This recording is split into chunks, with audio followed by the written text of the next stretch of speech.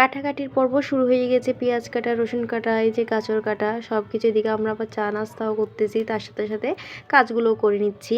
আর এখানে মুরগি কাটতেছে। কি হচ্ছে এখন নিশ্চয়ই বুঝতে পেরেছেন। হ্যাঁ, যেহেতু শীতকাল, তার মানে হচ্ছে পিকনিক চলতেছে। তো সবাই মিলে আজকে একটা পিকনিকের আয়োজন করলাম, আর সেই জন্য আমরা সবাই সব প্রস্তুতি নিয়ে নিচ্ছি। আর আজকে রান্না করবে বরমশাই। এই যে এদিকে আগুন জ্বালিয়ে দিয়েছে আর কড়াইও দিয়ে ফেলছে। আর এখানে আমরা বাইরে করতেছি, যেহেতু সবগুলা বাইরে সব জিনিসপত্র এনে রেখেছি। আর এদিকে গাজর ভাজতেছে।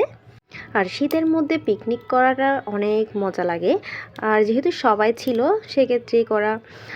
তো এই যে আমরা সবাই বাইরে এখন বসে আছি বিরিয়ানির অপেক্ষায়, কখন বরমশাই রান্না করবে আমরা খাবো। আর এই যে ভেজে ভেজে তুলতেছে, বললাম একটু ভিডিওতে দেখাতে, তাও দেখাচ্ছে না, কি আর করব। আর সবার রিকোয়েস্টে কিন্তু বরমশাই রান্নাটা করতেছে। সবাই তার বিরিয়ানির প্রশংসা একদম পঞ্চমুখ, মানে এতই ভালো যে বিরিয়ানি রান্না করতে পারে, সবাই প্রশংসা করে। তো এ হচ্ছে মাংসগুলো এখন বেজে নিচ্ছে, আর সে পাকে একটা ছবিও তুলে নিলাম আমি। এই যে ঘুরতেছে ফিরতেছে বললাম সবাইকে একটু তাকাতে, কিন্তু তাকাচ্ছে না, আমার বরমশাই ঘুরতেছে। আর বিরিয়ানি তো শুধু শুধু খাওয়া যাবে না, তার জন্য কিছু তো আইটেম করার দরকার। এদিকে আমার বড় ননাস হচ্ছে যে বাঁধাকপিগুলোকে মানে ভালো করে মিক্সিং করতেছে, যা বাঁধাকপির বড়া করবে। এই যে আমি এগুলো দেখাচ্ছি, একদম কাঁচা কাঁচা বড়া করবে।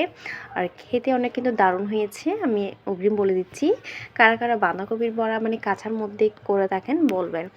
আর এদিকে ফাইনালি রেডি হয়ে গেছে পুরো এক ডেকসি বিরিয়ানি। আহা, বিরিয়ানির গন্ধে মো করতেছে যে কখন খাবো কখন খাবো।